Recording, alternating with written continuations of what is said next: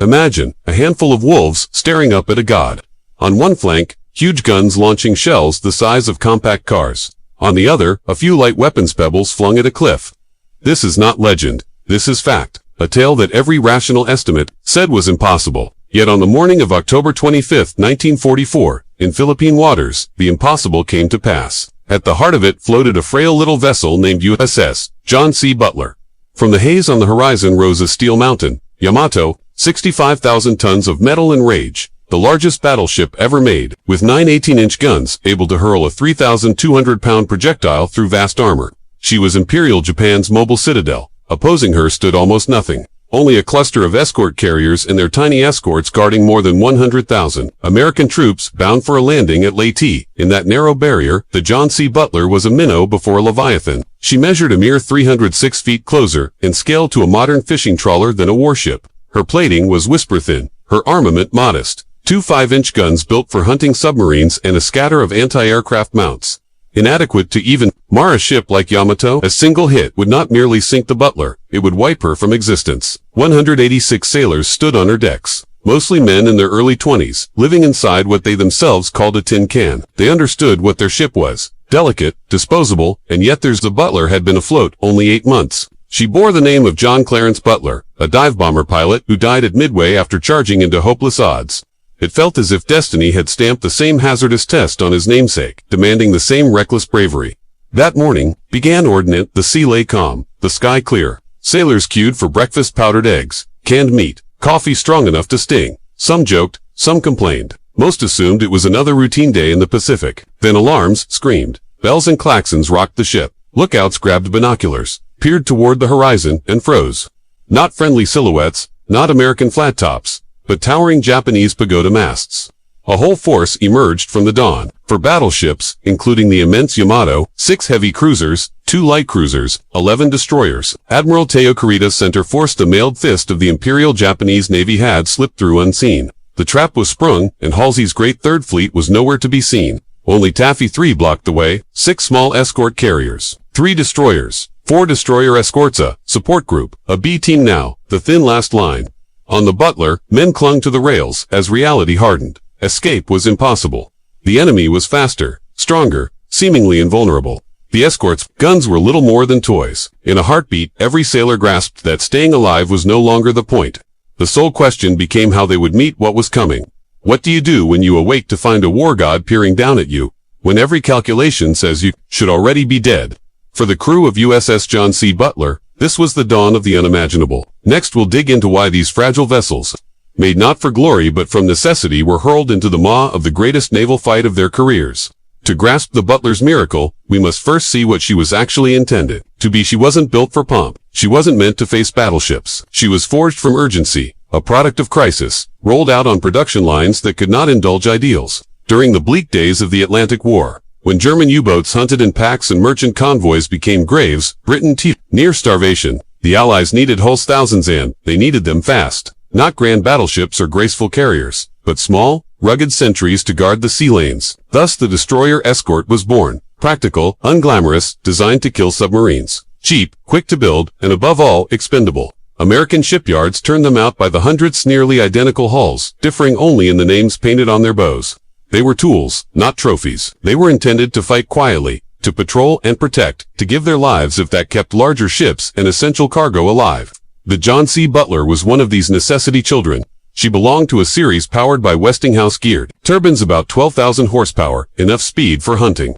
She carried radar and sonar, the latest in anti-submarine tech. Her crew learned to listen for faint echoes, to chase shadows below, to rain depth charges until steel yielded with a groan. They became masters of the lethal Catan mouse. Yet their craft was meant for the cold Atlantic, not for a blazing surface duel with giants. Her first months were quiet. After shakedown at Bermuda, she sailed to Pearl Harbor in June 1944. Was another cog in America's vast machine, one hull among many. In the Pacific, she screened convoys, shielded slow escort carriers, kept subs at bay. She cut her teeth in the Palau campaign, swatting at aircraft, scanning the uncelebrated but indispensable work everyone relied on. To her youthful crew, the Butler was dependable, a boat that fulfilled its purpose. Boys grew into sailors, strangers became a unit.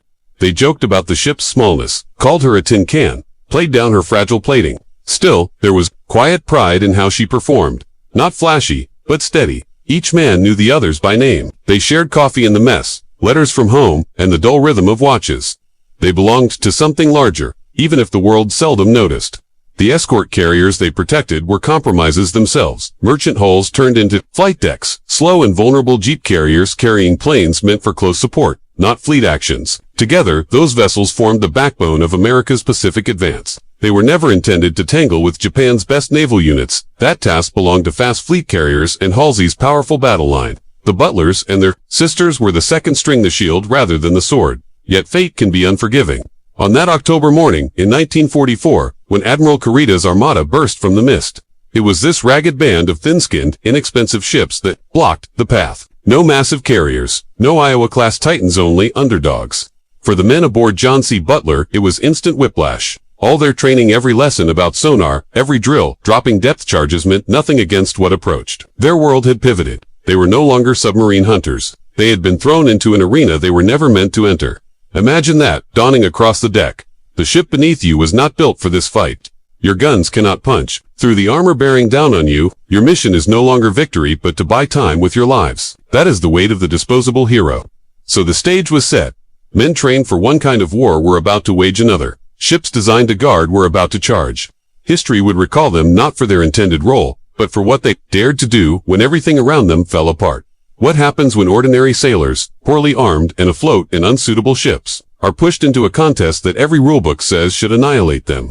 The answer holds one of the great legends of naval warfare. For days before that impossible dawn, a tall, weathered figure strode ashore at Leyte. Cameras captured General Douglas MacArthur wading through the surf, water soaking his khaki cuffs, and before a watching world, he spoke the promise he'd made years before. I have returned. For the United States, it was more than an operation. It was redemption, a turning point, and a pledge kept to the people of the Philippines. For Japan, it was a nightmare of survival. The Philippines were Tokyo's southern lifeline. From the oil fields of the Dutch East Indies flowed the fuel that kept its planes, ships, and factories running. Lose that supply, and the war machine would stall.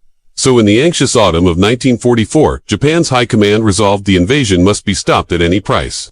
At the heart of that resolve was Admiral Soimu Toyoda, who ordered a bold final plan, Operation Shogo. It was a gamble bordering on madness, but it was the last card Japan could play. The scheme was simple in aim and brutal in execution. Gather every remaining capital ship and cruiser into a single, decisive strike to smash the American landings. Deception was central. To the north, a line of carriers largely stripped of aircraft would sail as bait, not to fight, but to lure. They would tempt Admiral William Bull Halsey, counting on his aggressiveness to give chase. While Halsey's powerful Third Fleet raced north after ghosts, the real killers were to move into position. Two heavy surface groups would converge on Leyte Gulf from the south and west, one through Surigao Strait, the other pressing through San Bernardino Strait, so that Admiral Takeo Kurita's center force, led by Yamato and her sister Musa, would appear and close like a pincer on the transports and invasion fleet waiting offshore. It was the decisive clash Japanese doctrine had longed for. Victory there could have altered everything. Plans, however audacious, rarely survive contact with reality. On October 23rd, as Kurita's vast formation threaded the Palawan Passage, American submarines struck. Two heavy cruisers were shattered by torpedoes and Kurita's flagship was lost, forcing him to shift command at sea. The ocean was littered with burning wreckage before his force reached its intended battlefield, and surprise had vanished. Yet the battered center force pressed on. Kurita knew there was no turning back. Far to the south, other Japanese units were already moving. The scale of the unfolding operation dwarfed anything the men aboard John C Butler could have imagined. While those sailors carried out their routines, patrolling, screening carriers, launching air support, they were pawns in a larger chess game they could not see. They believed Halsey's giants bristled behind them like a steel wall. They trusted the Pacific's mightiest fleet guarded their rear. They were wrong. Halsey's eyes were fixed northward on the decoy carriers he took for the main threat, and his instincts urged him to strike. As his sledgehammer swung north, the gate at San Bernardino remained wide open.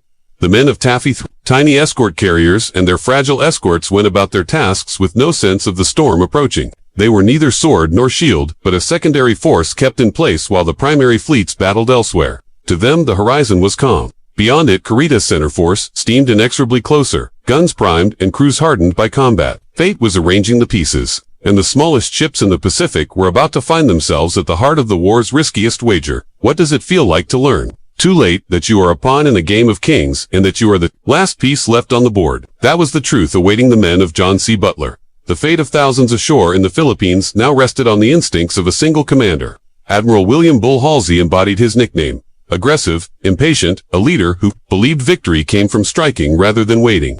To his sailors, he was a hero and the symbol of American resolve. To his critics, he was reckless, a gambler whose temperament sometimes outweighed caution. In October 1944, those two sides of Halsey collided in one of the most debated choices in naval history.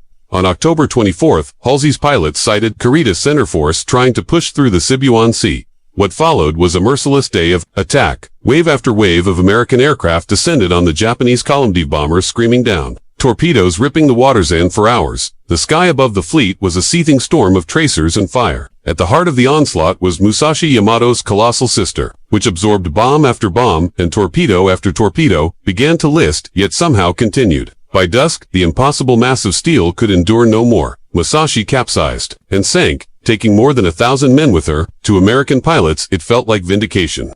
To Halsey, it seemed proof Kurita's force had been broken, but his attention had already been drawn elsewhere. Late that afternoon, scouts reported another Japanese formation to the north, carriers, the core of Japan's remaining naval power.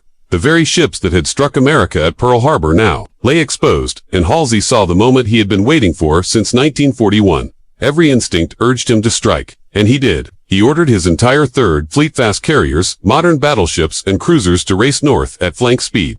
The decoy carriers had worked beyond expectation, stripped of aircraft and nearly defenseless. They lured Halsey into a northward pursuit that left little behind.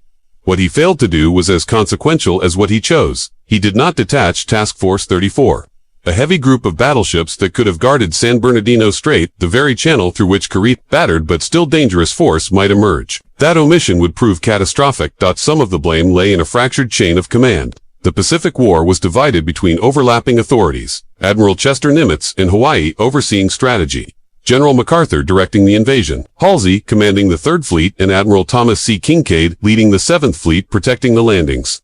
Missions overlapped, communications tangled, messages were vague, assumptions went unchallenged, and in the fog of war, the deadliest misunderstandings took root. Kinkaid believed Halsey had left forces to guard the strait. Halsey assumed Kinkaid knew he had taken everything north. Neither assumption was correct. On Taffy 3's decks, that night, the sailors slept under a false sense of security. Convinced American battleships bristled behind them, and that Halsey's hammer was poised to fall on any approaching threat. In reality, the gateway had been left unguarded, the fold was undefended, and the predators were already moving. Halsey sped north through the darkness, his ships cutting luminous wakes across black water, eager for combat. His thoughts were filled with images of burning Japanese carriers, of Pearl Harbor avenged, of headlines crowning the final ruin of Japan's striking fleet. He did not look back. He did not picture the small, overlooked group of escort carriers and destroyer escorts that would soon stand alone before a cascade of steel. Historians would argue for years over his choice. Was Halsey reckless, seduced by the red flag of empty carriers, or was he simply obeying orders to destroy the enemy? Where he found it, books would argue, admirals would bicker, but for the sailors of Taffy 3, curled in bunks aboard ships like John C Butler, those debates were irrelevant. What mattered was that the planet's mightiest navy had left them exposed, and dawn would soon show the price. As morning slipped across the sea, the pieces fell into place. To the north, Halsey's force thundered after shadowed targets. To the west, Kurita's armada swung back toward San Bernardino, bloodied but still whole. To the east, ignorant of the catastrophe about to unfurl, the men of Taffy 3 readied for an ordinary day. The bulls had charged north. The wolves were slipping through the open gate. October 25th dawned soft and tranquil. The Philippine Sea gleamed in orange and rose, the kind of view that tricks men into believing peace.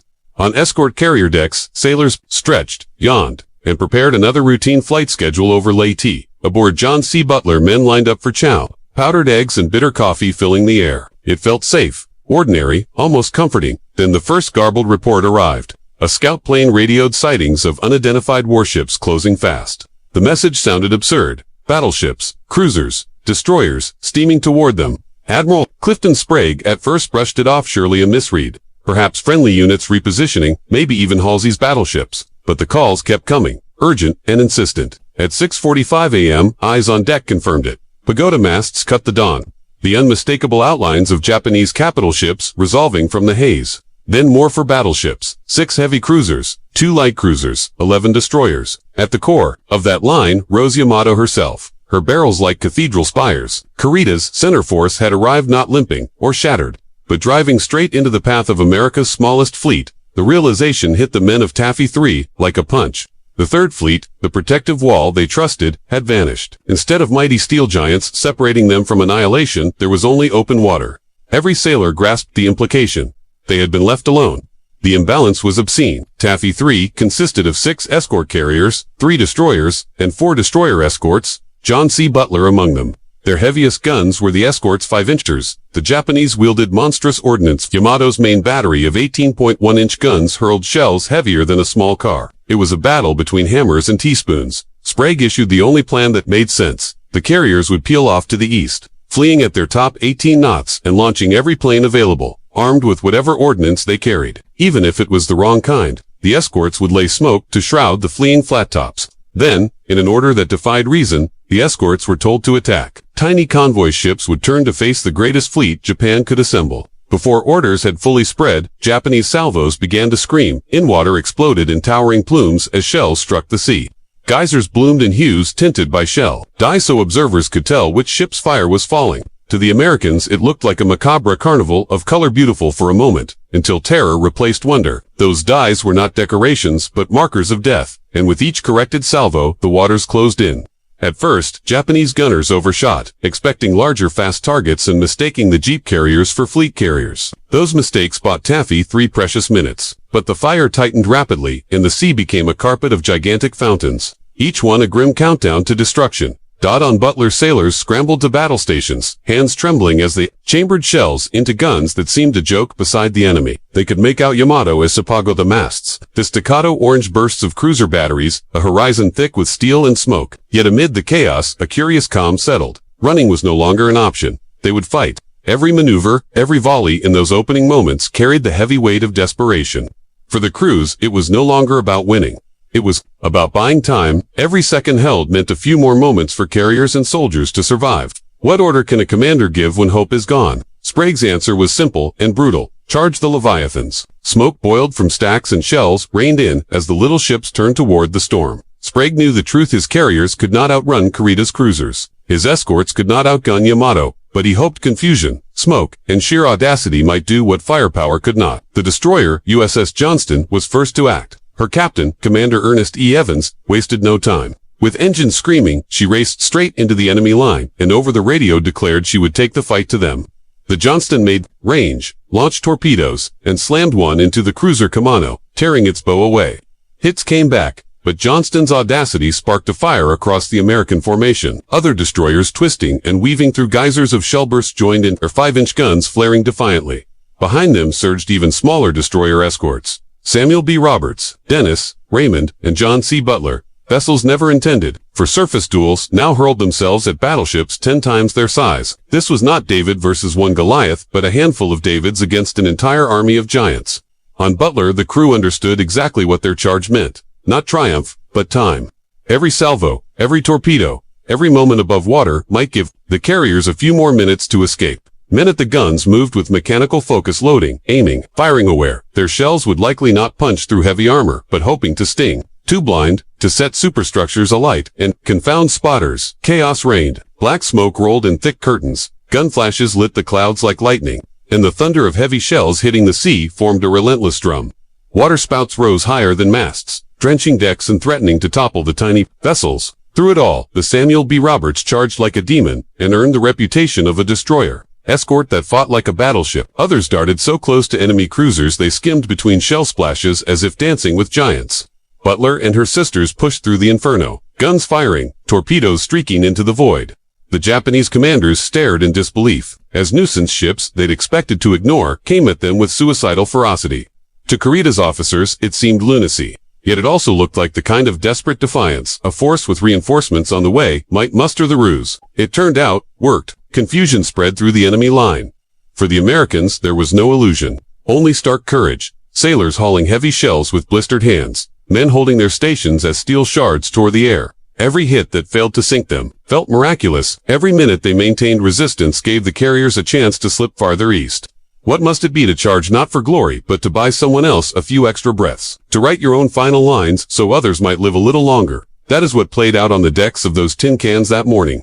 The attack had been meant as a doomed gesture, A last stand, but in smoke and thunder, it became something else. It became legend. The sea turned into a fever dream. Black smoke sweeping the horizon. Gunfire streaking the air. Near misses lifting ships as if from the waves. Amid this frenzy, the John C Butler found herself engaged in the fight for survival. Sprague had ordered her and Dennis to take the most exposed station on the starboard quarter of the carriers, the direction from which the heaviest fire approached. To shield the fleeing carriers, they had to stand in the open and draw the storm down on themselves. Butler's crew did not hesitate. They swung into position, aware they had painted a target on their backs. Shells shrieked by. Some sailors swore. They heard rounds rip the sky before they struck. Butler's gunners blazed away with 5-inchers and even with anti-aircraft weapons, raking the air in a desperate attempt to do something, anything. Against 8-inch shells flying faster than sound, those small weapons were nearly useless. But firing felt better than standing still. Then a heavy cruiser loomed from the smoke hue. It's relentless. Guns trained in. Suddenly, the tiny Butler found herself in a duel with a vessel 10 times her size. The mismatch was obscene. The cruiser's 8-inch rounds could punch through non-existent armor. Butler's 5-inchers could not breach the enemy's belt. The ship's only assets were maneuverability, and the helmsman's nerve. Her captain put her through wild turns hard over to port, then hard to starboard, never holding a straight course long enough for an enemy solution to settle. She slipped through smoke like a shadow, daring the cruiser to pin her down. Japanese salvos bracketed so close that water cascaded across Butler's decks and shrapnel chewed the thin hull like hail on tin. Still the crew stayed at their posts, the gunners working with an almost supernatural calm, not trying to sink the giant, but too blind at aiming at rangefinders, radio masts, directors hoping to turn eyes away. Every flash from Butler's guns was a shouted refusal. We remain. We will not quit. Minutes stretched, and, by every rule of physics, Butler should have been gone broken in two. A flame on the waves yet, somehow she endured. Smoke hid her silhouette. Erratic motion ruined enemy firing solutions, and the broader chaos diverted cruisers' attention. Against odds, the little ship survived. When the Japanese cruiser finally shifted fire toward more conspicuous targets, Butler's men exhaled as if waking from a nightmare. They had stared into the abyss, and the abyss had missed. Relief was fleeting. The sea still swarmed with foes, and the fight surged around them. Soon, American aircraft Avengers and Wildcats from escort decks rose into the sky. Many carried the wrong ordnance depth charges and ground bombs ill-suited for ship killing, but they dove and strafed regardless, throwing whatever they had at the enemy with the same reckless courage below. John C. Butler had not sunk her adversary, nor severely crippled it, but she had bought minutes for carriers to flee, minutes for planes to get airborne, minutes that mattered more than life itself. For those on deck, every heartbeat felt on loan.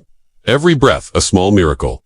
The ship that should have vanished in one hit kept firing, kept standing between giants and the helpless. How long could smoke, luck, and sheer nerve hold against the unforgiving math of war? That question hung heavy as Butler steamed on through the inferno, guns spitting into the haze. To grasp how this impossible sequence unfolded, step off her smoky deck for a moment and into the mind of the man who was commanding the storm. Admiral Kurita was not a risk-taker by temperament. He was deliberate, careful, a commander who trusted procedure. Yet on that morning, doctrine betrayed him.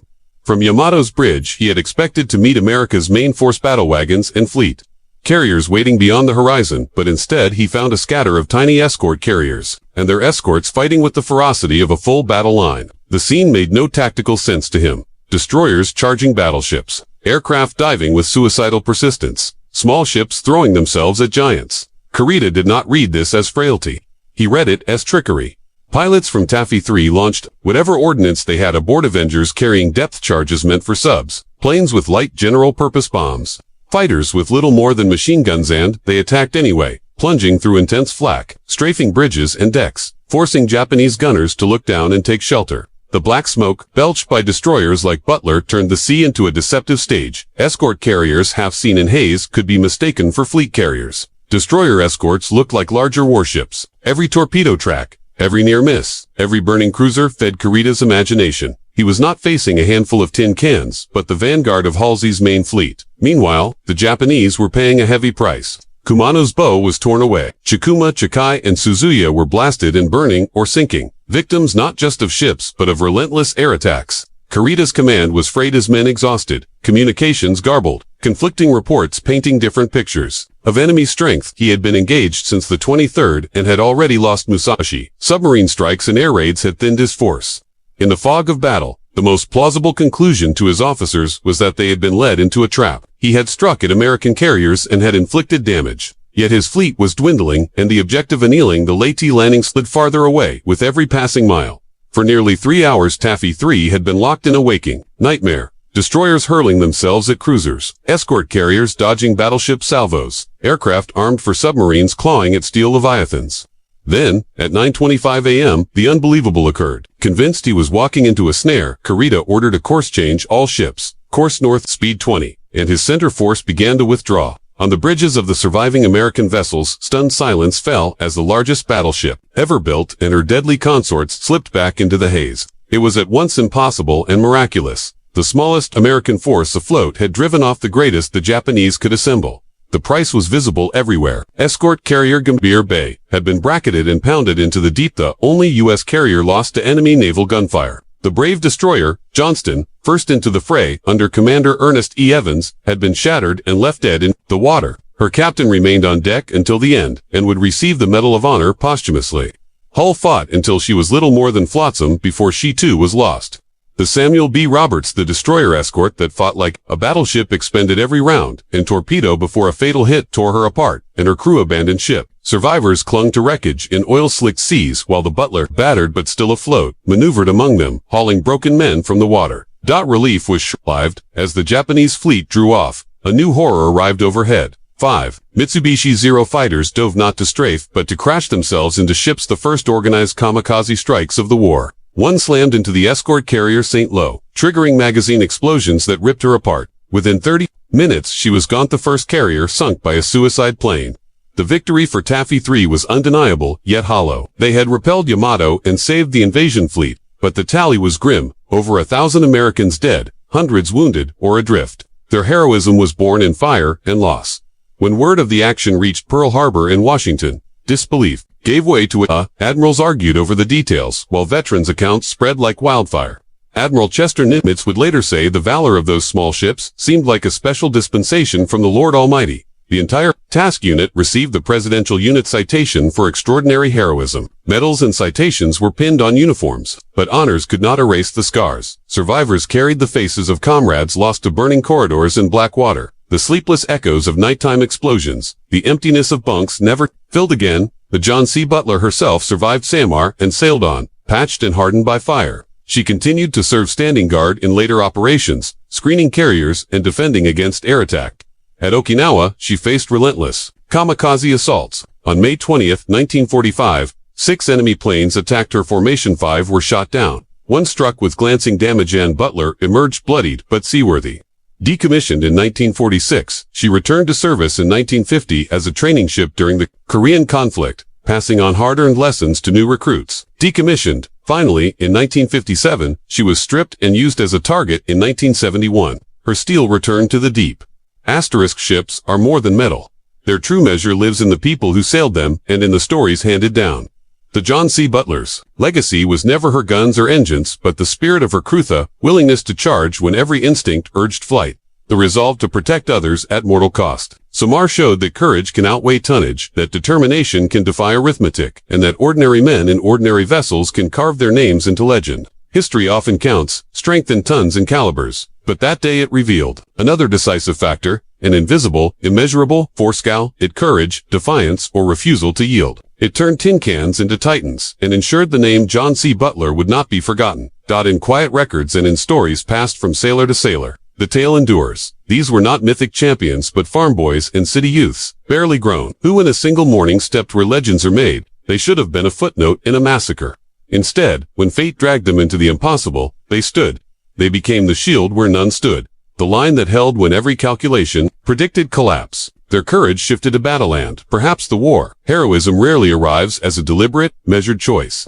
It is usually an instant decision taken when fear presses in. For the men of Taffy 3, that decision was to face danger, to fire inadequate guns at battleships, to throw up smoke to hide fleeing carriers, to charge through salvos that should have destroyed them. They acted not because they believed they would win, but because someone had to try. And so the final question remains. What is the true limit of human courage when odds are impossible?